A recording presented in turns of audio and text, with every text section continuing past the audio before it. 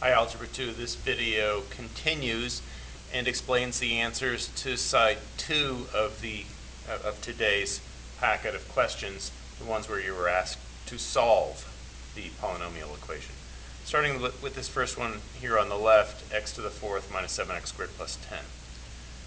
Okay, so first of all, again, this is quadratic-like. It's not actually a quadratic, but it doesn't have any greatest common factor that I could factor out, so that's the best I can do, is treat it as though it's like x squared minus 7x plus 10. If that had been the case, the factors would have been x minus 5, x minus 2, and to bring that back to reality, that makes it x squared minus 5 times x squared minus 2 equals 0. Remember though, in this case I'm not done because I've been asked to solve. I've been asked to figure out what x is. So either x squared minus 5 is 0, or x squared minus 2 is 0. On the left, if x squared minus 5 is 0, that means x squared equals 5, and on the right, it means x squared is 2.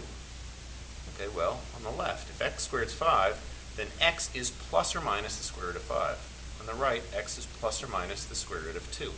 And I've circled this as the final answer, and that's the way I tend to write it, but I always remember when I say this, this is 2 answers here, and this is 2 answers here. So in fact, I have 4 different values for x. Another way of saying it, remember how we've graphed this, I've got 4 different intercepts, x-intercepts that is, for x. And that shouldn't surprise you. I've said before that you could have as many x-intercepts as you have a degree for your polynomial. Well, the degree of this polynomial is 4, and I've got 4 different answers here. On the right, 3x to the fourth minus 12 equals 0. Well, in this case, I can factor something out. I can factor the 3 out. Now I've got x to the fourth minus 4 equals 0. I can do this right away if I want, or I'll do it later. I guess in subsequent examples, I divide by 3 right away. But in this case, I'm treating x to the fourth minus 4 as though it's quadratic-like. X squared minus 4 factors down to x minus 2 times x plus 2. So now I've got 3 times those things. Bringing that back to reality, I simply raise those exponents to squared again. So now I've got those as possible answers. Now here I've decided to divide by 3. I could have done it earlier up here, and I may do it earlier in some subsequent examples. When I divide by 3, well, 0 divided by 3 is simply going to be 0. So I'm going to be left with x squared minus 2 times x squared plus 2 equals 0.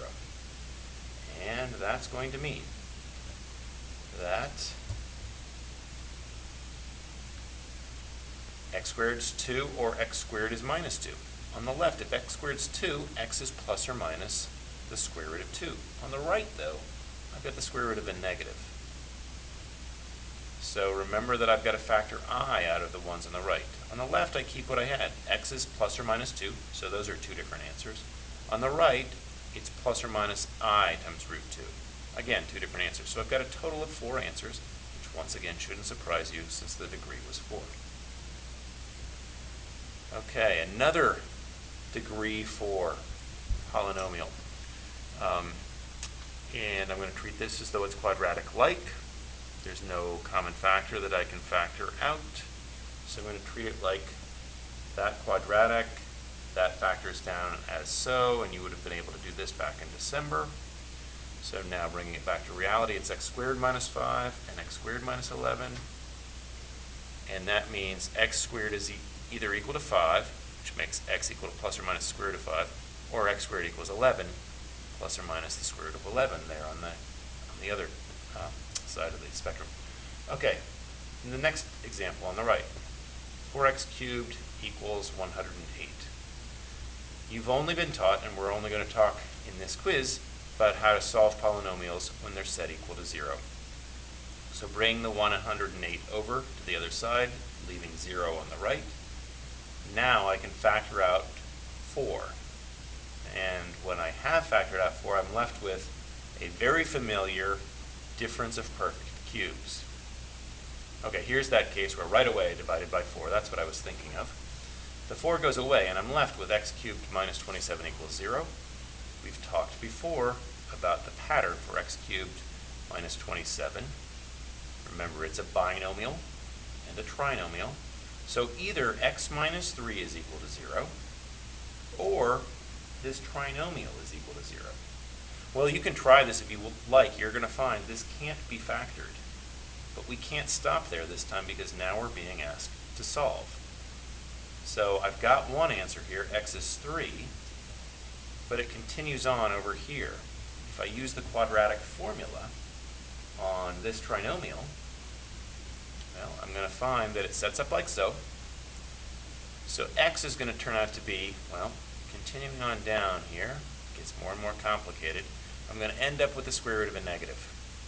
So I've got to factor that out as I, and I'm going to be left in the end with the square root of 27.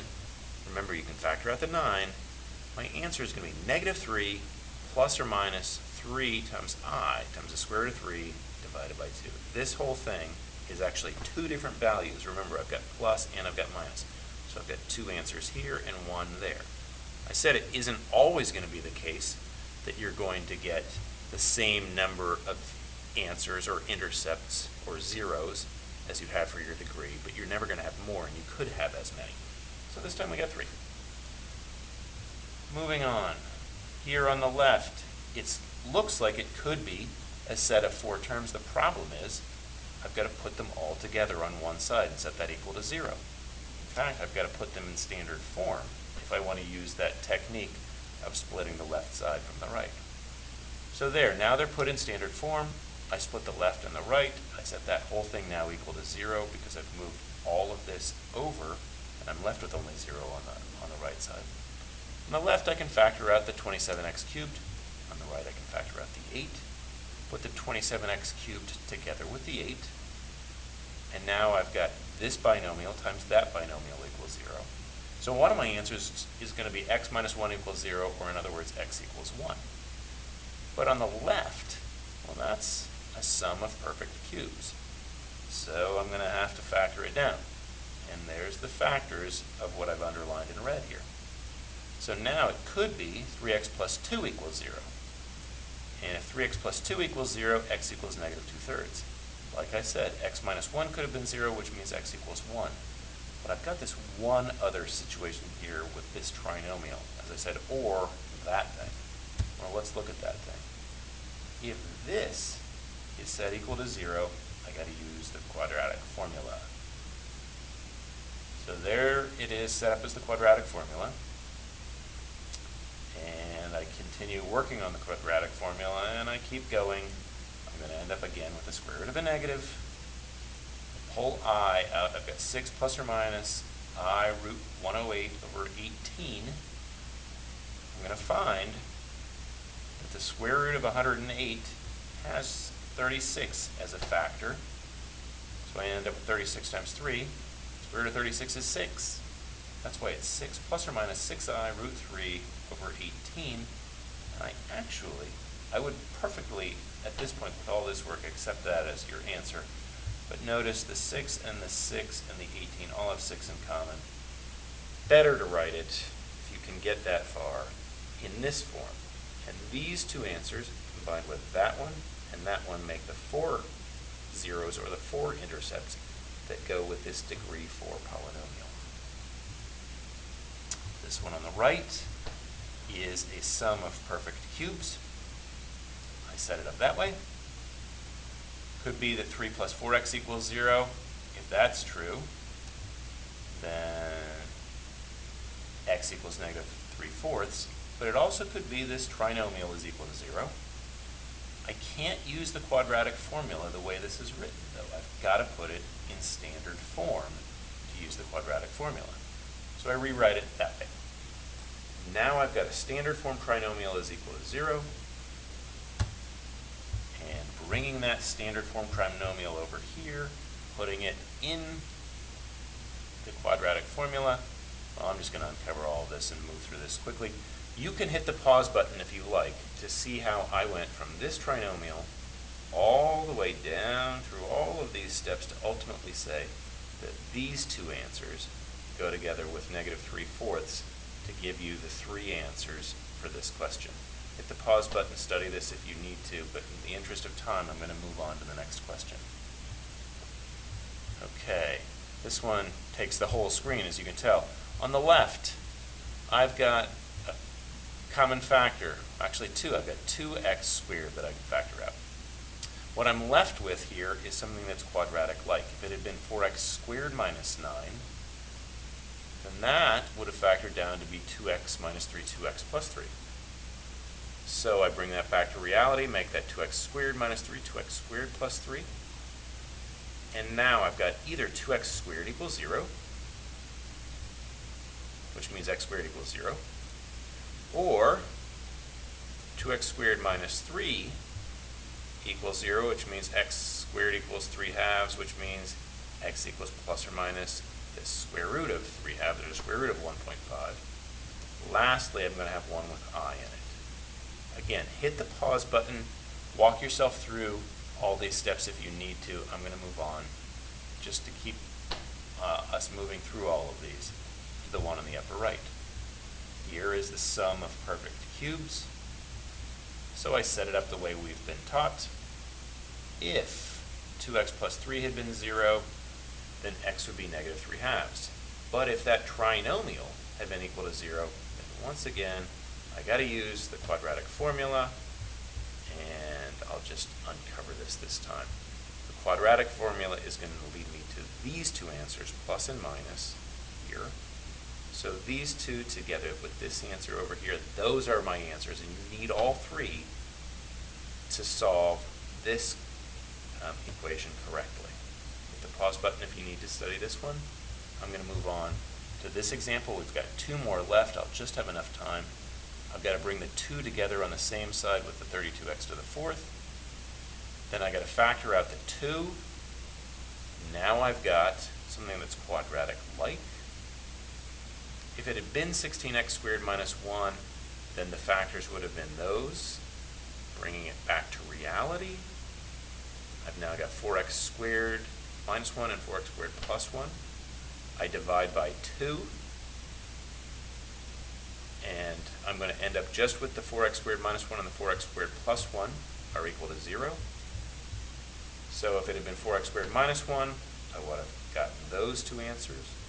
If it had been 4x squared plus 1 that was equal to 0, I would have gotten those two answers. Remember, they're 2 because it's plus and minus. Okay, so that's it for the next to last question. Here's the last one. I can factor out 3. I can also factor out x. Now I'm left in the parens with something that's quadratic-like.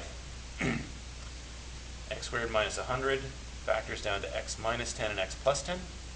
So now I've got three possibilities. Could be that 3x is equal to 0, which means x is 0.